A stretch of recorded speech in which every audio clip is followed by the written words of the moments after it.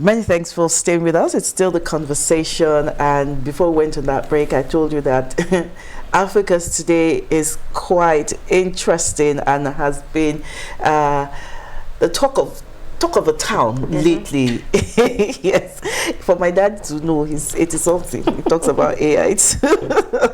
So artificial intelligence, or AI as it's commonly called, has moved from being a futuristic concept to becoming an everyday reality. It now powers our search engines, drives our businesses, influences creativity, and even helps us make better decisions.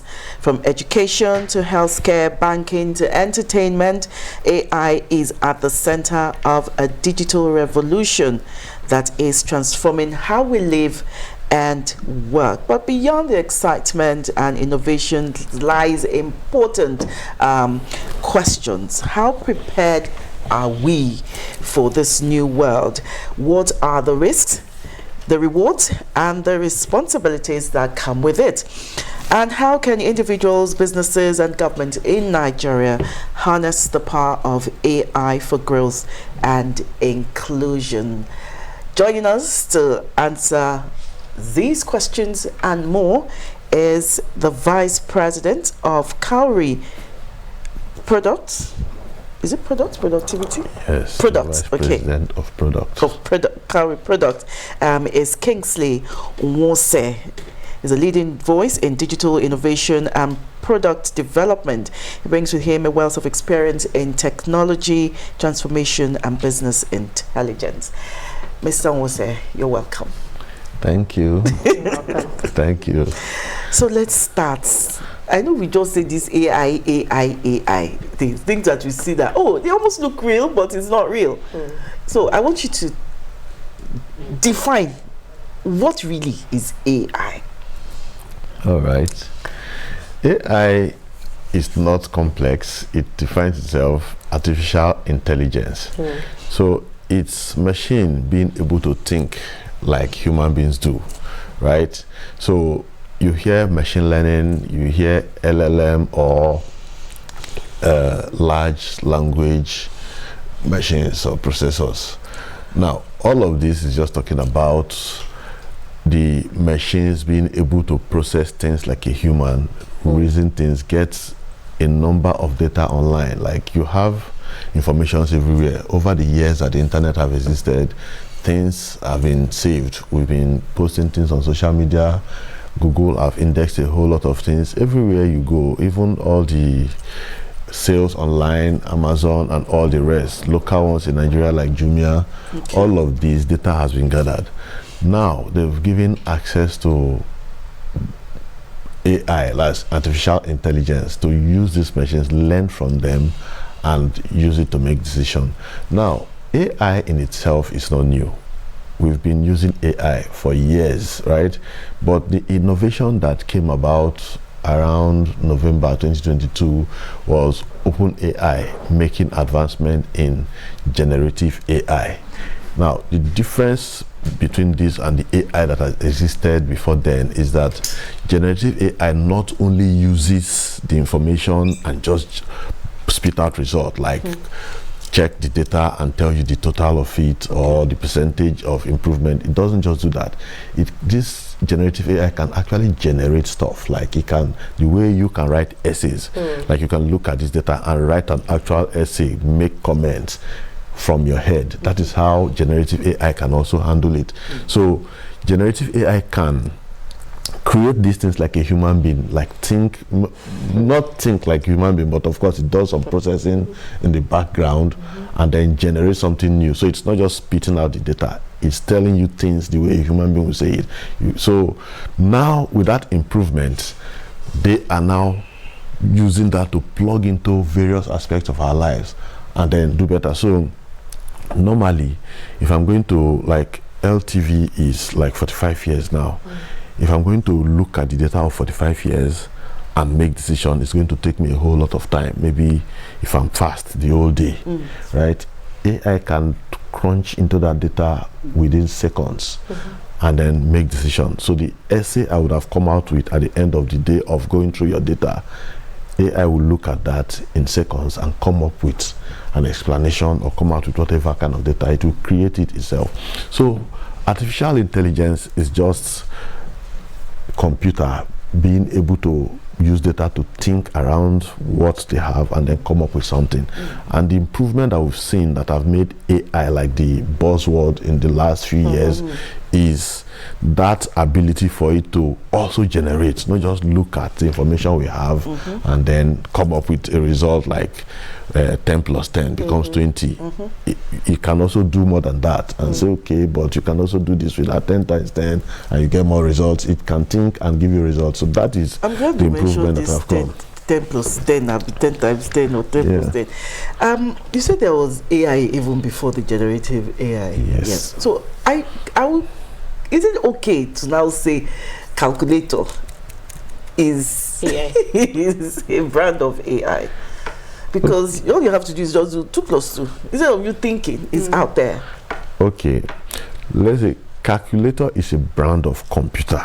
But not necessarily AI. But of course, if you want to look at it from a broader perspective, you can also call it AI because it's like it's an artificial intelligence. Like it's not a real human intelligence, but it's machine that is programmed directly.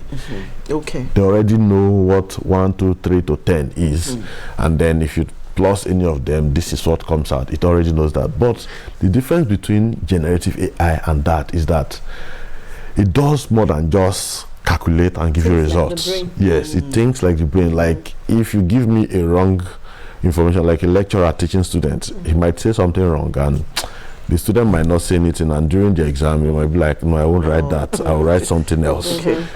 Calculator won't do that. If you put the wrong details, it's going to garbage in, garbage out. So that's where AI differs. It's able to make changes like a human being, think well, use other data that is available beyond what you gave it now, and then give you better results. I like that you said that AI has been existing not until recently that everybody became a buzzword. But again, let's bring it down, practical, real life. What are some of these AI do I say tools or applications that we use daily and interact with them and we don't even know that they are AI? Because for some people, when you say AI, everybody just thinks of ChatGPT. Or Gemini. Okay. So when this innovation or advancement that was made by OpenAI came out, they brought it out through ChatGPT. So that's what we see as Gen AI or generative AI, like our first point of call. And they made it easy, like the way we chat on WhatsApp. So now you're not chatting with another person on WhatsApp, but you're chatting with AI, right? So everyone knows that. But a whole lot of things happen that is being powered by AI now. Yes, we had, let's say, Google Map before AI, and it uses GPS to calibrate data and then maybe tell you where you're going to, where you are now, expected time of arrival and stuff. But with AI, it has become way more accurate. Now, you don't need to see AI. I don't need to say, this my product, this my mobile app is AI-powered product. But the likes of fintech companies like MoneyPoint, like Cowrie, you see AI doing a whole lot of things in the background that you want to see, like fraud detection. Now they are better able to detect fraud, like this thing happened, what is happening. Like we see a lot of alerts every day in the back end telling us this activity is suspicious. It might not be a crime, but the way it is suspicious. So we check and someone is like, it's okay, nothing is happening. So AI has made all these things more accurate. So now you don't just sit down and money is disappearing from your account. Of course, it does happen, but those are social engineering. It's not somebody actually hacking. Someone maybe sent you a message, you give them your password by mistake, stuff like that. But AI is also better able to detect that. So problems will come out, mistakes will come out, but when you learn them and keep improving on them, over time, some of these things will not be possible at all. I want us to look at the risks and considerations now that we are in the AI age, if it's okay to say that, because recently I saw a video of a pastor here in Nigeria. There was a video going on about him, and then he later came out to say that is AI. Because again, if you even look at the video, you know that is not the way he talks and that's not the way he sounds.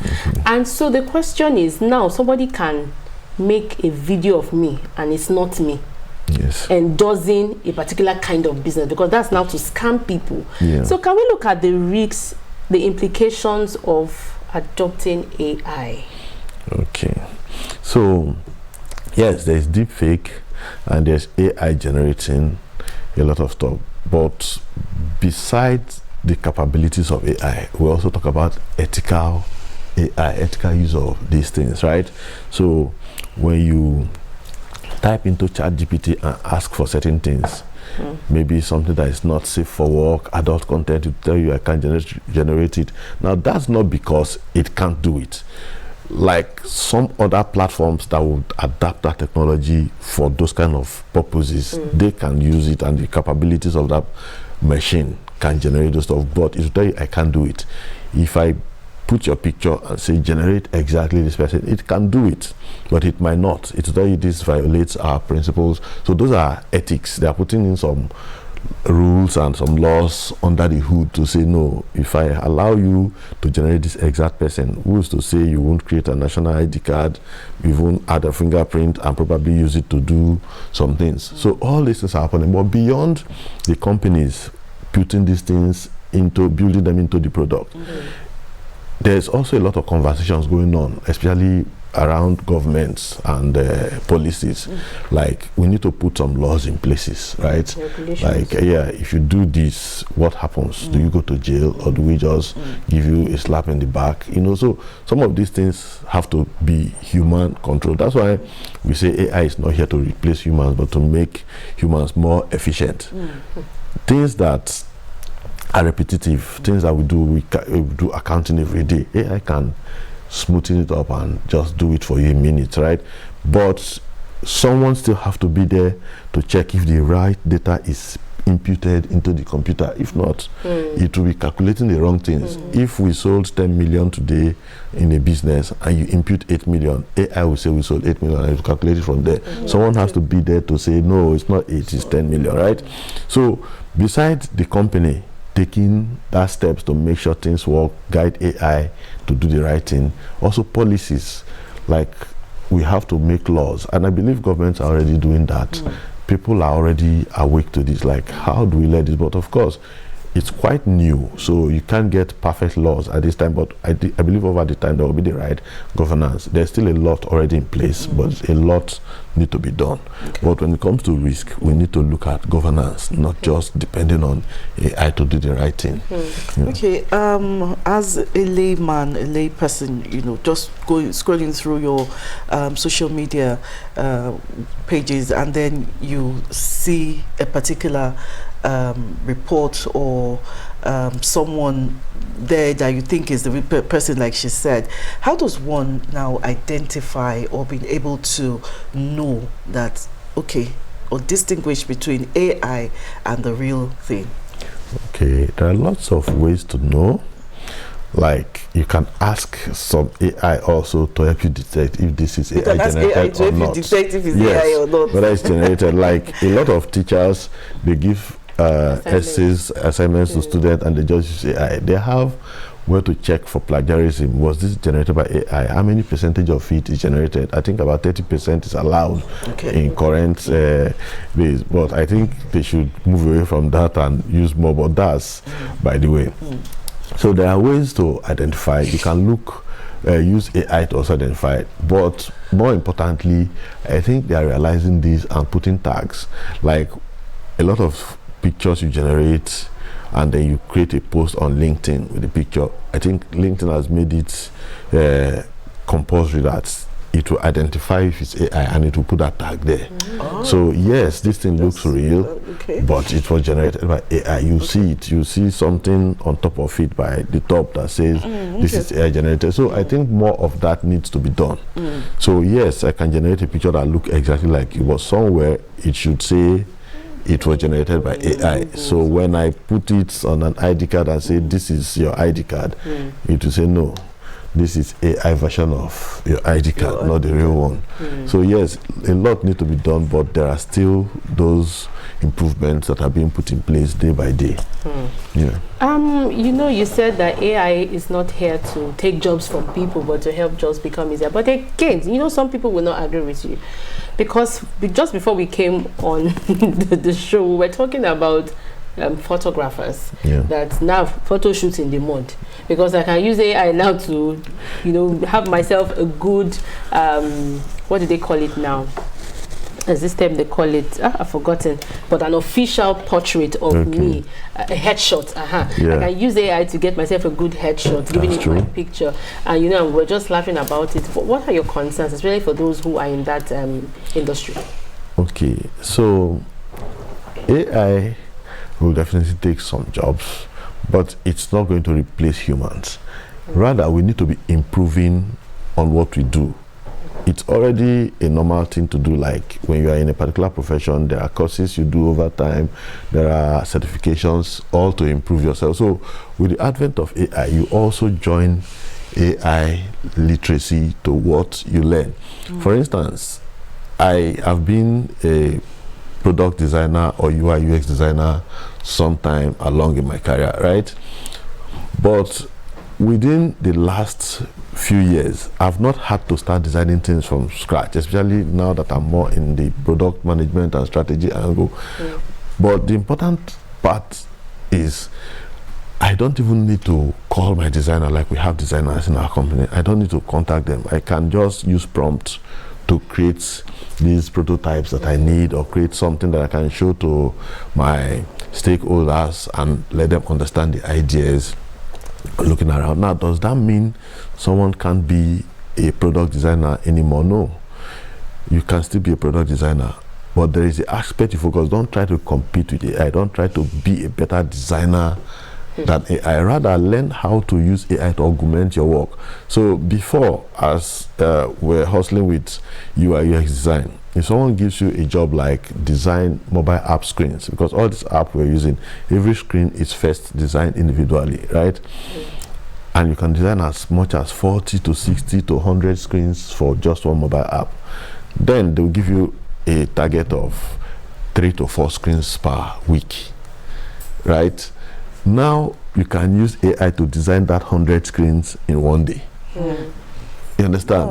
You can use AI to do all of that and not even do a screen. Then we move from sketching. You sketch the wireframes, you put it at a low fidelity prototype, then you turn it into a high fidelity prototype, then you manually make it clickable and then give it to people to test. Now AI generates it instantly and it's clickable. You can even put it online and it's already a web page. But with all you have said, I now begin to see AI as taking away your creativity. Yes, affecting originality. Affecting originality. And is it not encouraging laziness? And this, no, humans are not built to just walk and kill themselves. So what you call laziness is not laziness. What you're saying is it's giving you more time to rest, which is good for you, right?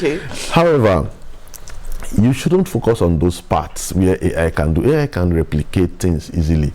You focus on the intelligent part of it, like, okay, this app design is cool, but I don't want it to look like this. How about I do it? So you create a sample of what you want and you give it to AI. It now assimilates that design and work with it. So people working, like people using Photoshop to edit images, they might have to learn some more things using AI to make this faster and smoother. So before you're a photographer, you snap me and you say, come back next week for your picture. You can now use AI to make it fast, and you can give it to me today or tomorrow. Or you know, can do it yourself. Yes, or you can do it yourself. But now, when you need some professional things, you really can't. Like back in the day, when we do mathematics in school, they say don't use calculator, right? Don't use calculator. You have to learn to count, you have to Your learn brain. to Use your calculate, brain. use your brain. Yeah. They had But at some life. point, everyone understood that calculator is not changing your knowledge for math. Now we are not looking at how you can add or long division. I never really learned long division, but I've been doing long division all these days because it's unnecessary, right? So calculator have helped me to do that. Why should I be learning it? But now I can apply it. So we should look at how to apply things. Okay. Not just doing it. So teachers should not tell their students, don't write your essays with AI. We shouldn't be testing how you memorize writing essays. Rather, we should be looking at applications. Okay. So with an assignment, you read something like using AI, write an essay about this and about that, and then critique what the AI has written using AI also, or improve on this, or things that like the creative part of it, not the doing. The doing now you can use AI. You don't need to tell them not to do it. Don't use AI, just do it yourself. No, let them use AI, but focus on other knowledges. So that's how we move from where we are. Instead of me as an accountant just crunching with pen all day, AI should do the counting. I'll focus on other things like auditing. Is it the right data? Is it this? That doesn't make them useless. That make them focus on what is important. More productive. Yes, and be more productive. Again, I see a lot of if you're over 40, if you're over 50, come and those videos. Yes, you need to join us. Come and learn AI. But the way you have talked about it, AI is used according to your job specification. So those trainings for over 60s, over 50s, is AI something you can just learn in isolation, or it has to be related to what you do? Okay, I think the answer to that is yes and no. You can learn AI, like what is it? How do I use it? And then, of course, anybody that is teaching you AI will teach you how to apply it to something, Okay. right?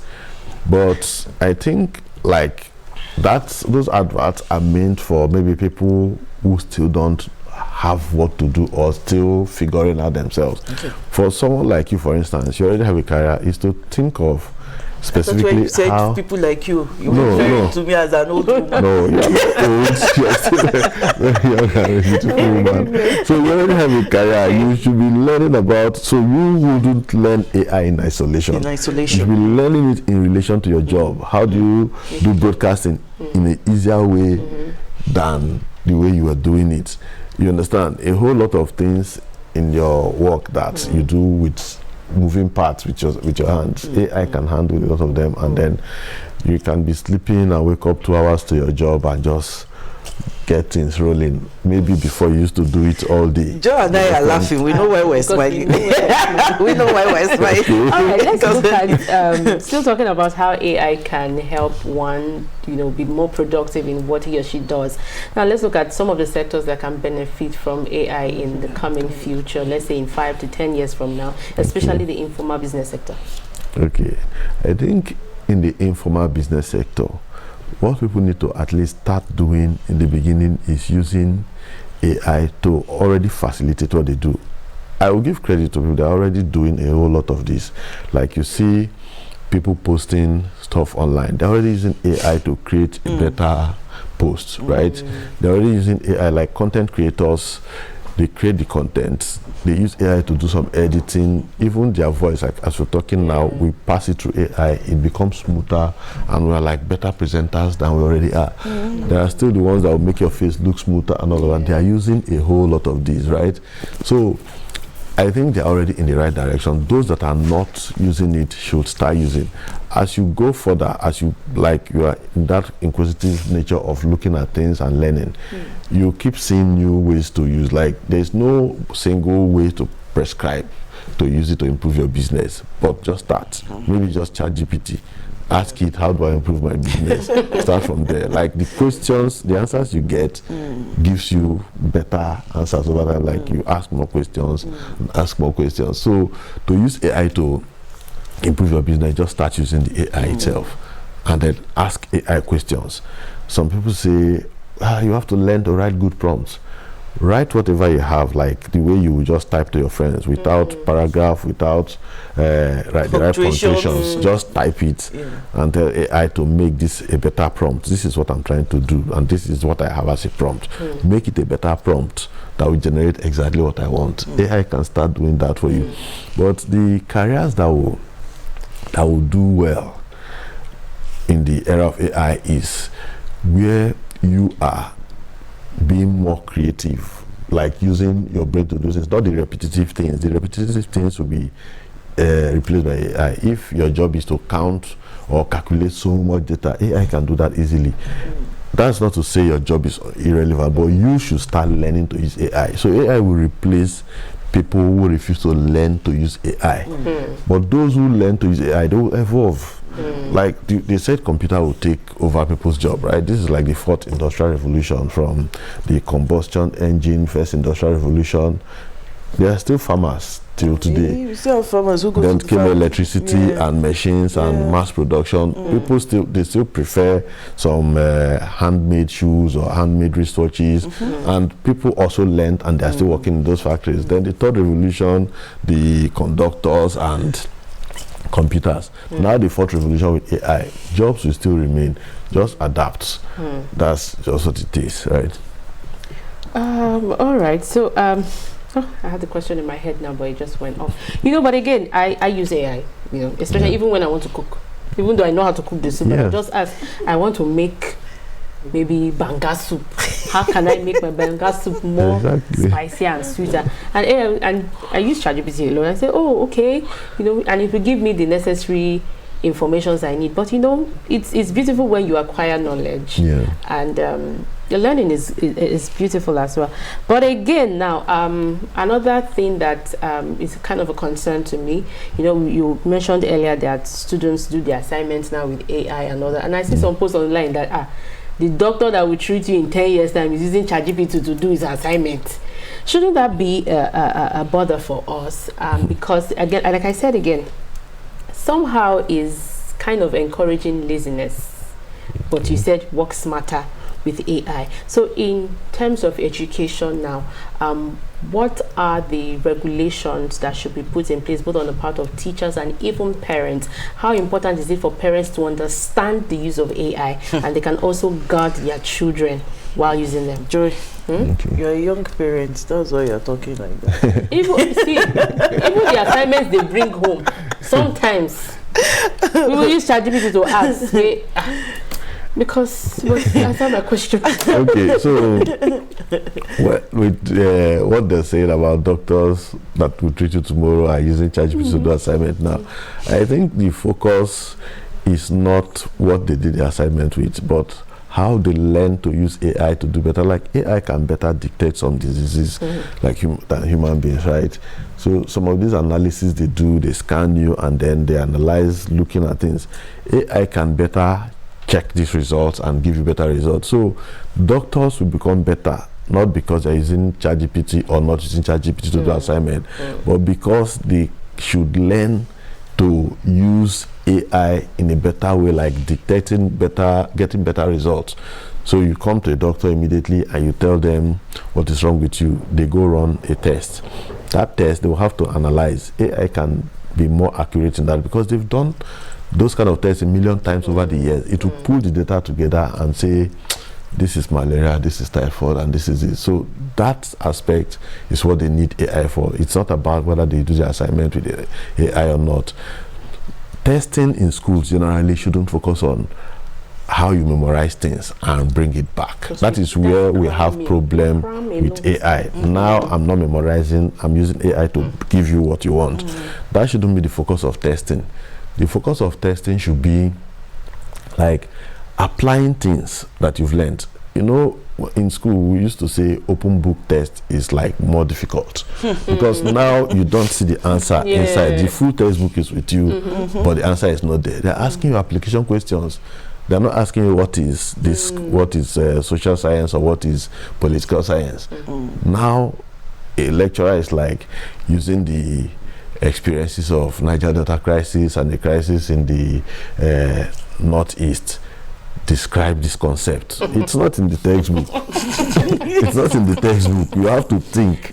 So they should focus on things that will make you use your brain, not how you just write. Like if you ask them, write an essay on how you visited your uncle over the holiday, I can do that for you. But when you go more critical and start asking for specific things and asking them to apply those things. If somebody sends you this as you are an HR person, they send you the job application, what are you going to do it? So even when they use AI to search all that, they are still learning. It's a learning process they are going through, because AI will not give you something perfect. You have to keep refining your questions and reading through them. It will force you to learn. You understand? So AI is not a bad thing. For parents, how they watch their kids, or for teachers, how to watch their students, is to change what they are focusing on. Like, these kids are smart and they are like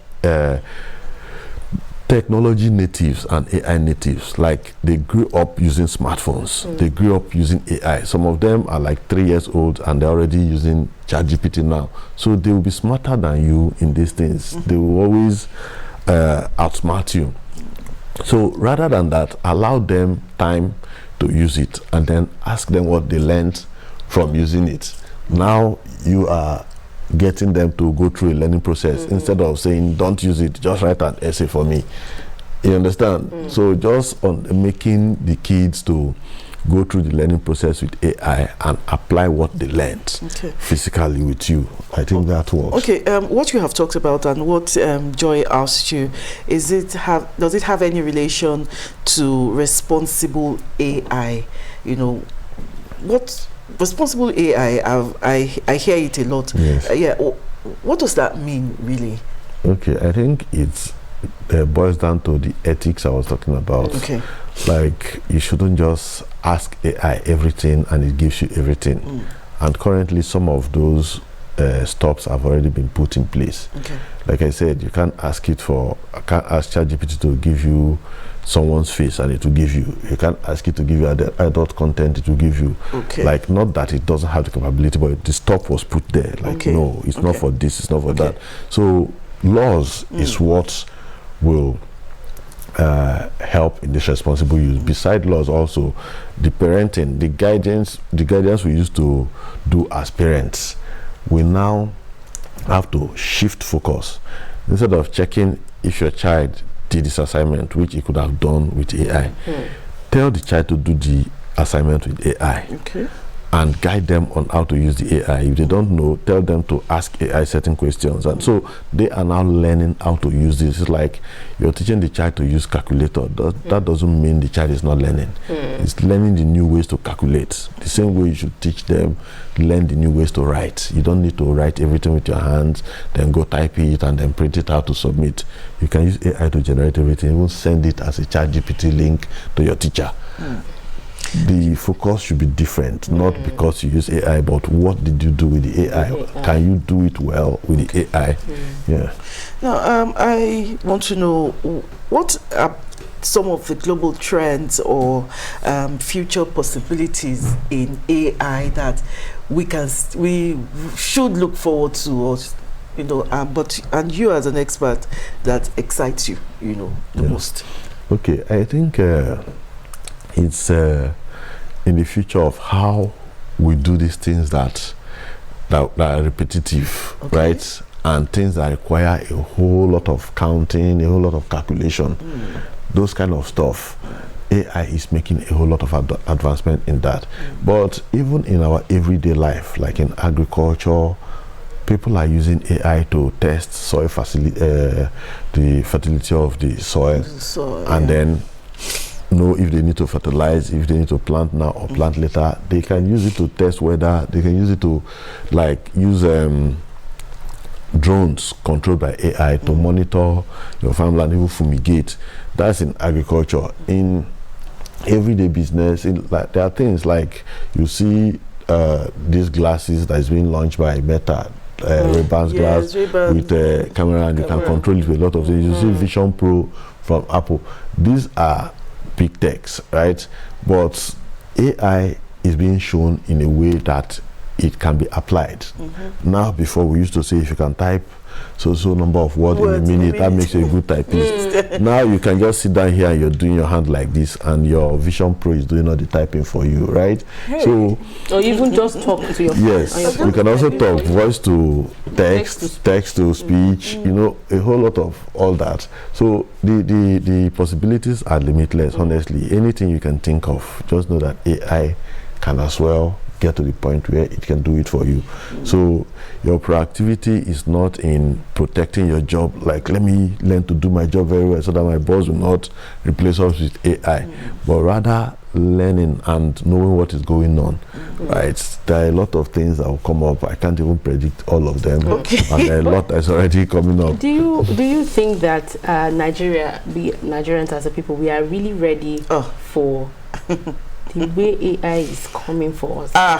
Honestly, Nigerians are ready. Africans are ready. There's a lot Africans are doing that even shocks the world. Like, for instance, this digital payment we use, it started from Africa. Even US, the payment is slower than in Nigeria. Nigeria is instant payment, and recently the Nigerian interbank settlement system just launched another faster payment that settles immediately, because as and other people using payment, we know that we transfer money, we receive it. But settlement is not done immediately. So if I'm a business that you are paying with instant transfer, I might not get the money now, I might get it tomorrow or the next day after tomorrow. So it delays me using that money to do business. But the one they've launched now in Nigeria, you receive the money instantly, and it also settles. The business gets that money instantly and can start using it. In US, it's not like that. A lot of their transfer is like 3 days to confirm. You understand? So we're already faster than them. M-Pesa started digital payment through USSD. It's not a complex technology, but they started it before US started all these Venmo and the rest. So Africa is always ready. And sometimes it's your problem that makes you ready for this, right? Yes. So the problems we have make us build unique solutions that now the world have to look to develop theirs. So when it comes to AI, there are a lot of people building with AI. There are a whole lot of people, like there's a program I'll be attending to speak at a World Usability Day conference on Saturday. It's about how young people are building with AI, making things more usable with AI.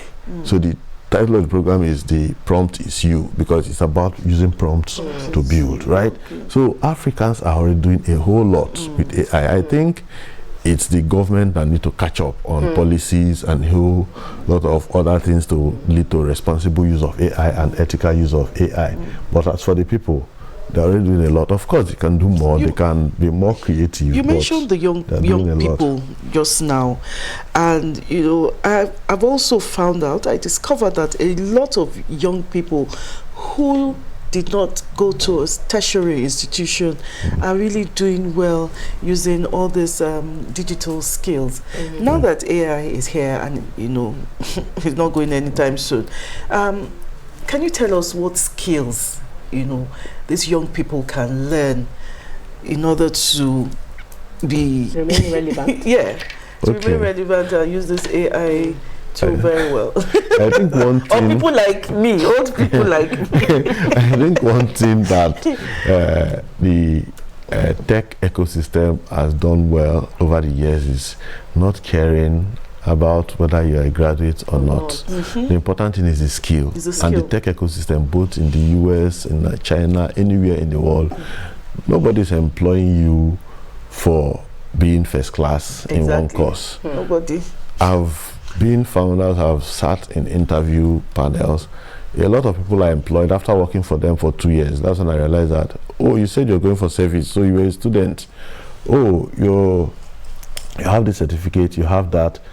Because it's not important, it's the skill that we're looking for. Like, are you a front-end developer?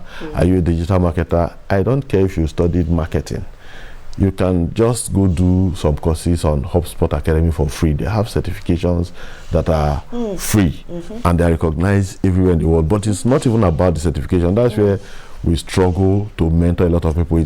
They're already certificate minded. If you tell them, learn these things, just learn the skills, they'll be like, I also have to pay for the certificate. No, nobody cares about the certificate. If I'm giving you a job, I'll give you tests, I'll ask you questions. If you can say the right things, I know you know the job, right? So the young people have learned this, and you can see a lot of people consulting for people doing digital marketing, content creation, video editing. Nobody studied all these things in school. Most of them didn't, right? And so that's a step in the right direction. So courses in that angle, how to use AI to do all these things, they should go. There are courses online. If you go to platforms, we don't want to name a lot of them, but they are there. Just Google them, ask ChatGPT to tell you which courses you need to do to learn this and this. And where do you find the courses? Even free ones, where can you find paid ones? It will show you. So all these digital skills that have come up, like the traditional skills these days won't take you that far if you're not a doctor, you're not a pharmacist, a lawyer, or like those even accounting. You can be an accountant, but you have to do a lot of AI to improve yourself. There's AI co-pilots that can do the basic work you do, especially as a junior in those fields, like a junior accountant, junior product manager, junior programmer. AI can do a whole lot of these. AI agents can solve this problem. So the more senior people that are doing more of strategy, doing more of thinking, and providing bigger solutions that's beyond just everyday work, those people have already been insulated from being removed by AI. Now the younger persons need to learn to use AI to do their jobs better and learn these skills, not certificates. If you get a certificate along, fine, but the focus is on the skills. Okay, we've talked about content creation and the young people. Let's also look at how AI can impact medical sciences, because the issue of health is a very serious one that we must talk about. That's true. So I mentioned earlier that doctors can get better diagnosis and get better information to you as a patient with AI.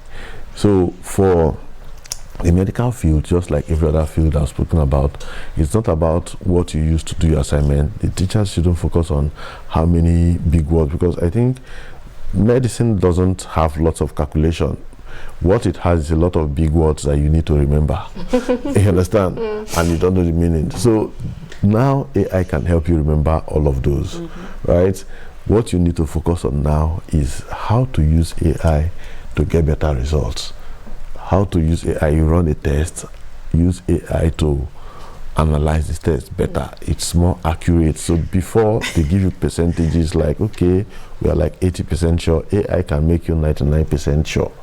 You understand? Because it's more accurate, it's using more data. You have a lot of data in your disposal, but AI has billions of them around the world. It knows what has been happening, the results people have been getting. So it can help medicine by one, they using it to get better results for the diagnosis they do, and beyond that also it can help them in the area of research, like doing better research and going deeper, studying more. Even in medicine productions and all of that, AI can do a whole lot, because the whole idea of medicine is mixing the right things to get what cures something. AI has a whole lot of data that can do some of those better. So it's not for them to get scared that AI is taking their job, but learn to use AI to apply their everyday job. Do you know what I'm thinking? That in your wildest dreams, you think there's anything that can come and just beat AI again? Yes, there will definitely be something. What do you say, witchcraft? I think AI is already doing better than witchcraft.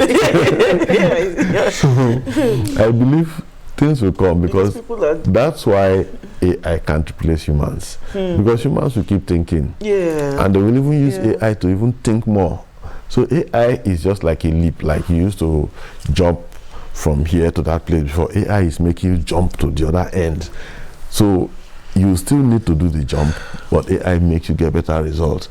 So over the years, over the next few years, I believe there might be more technologies that will amaze you way more than AI. Humans will keep creating things.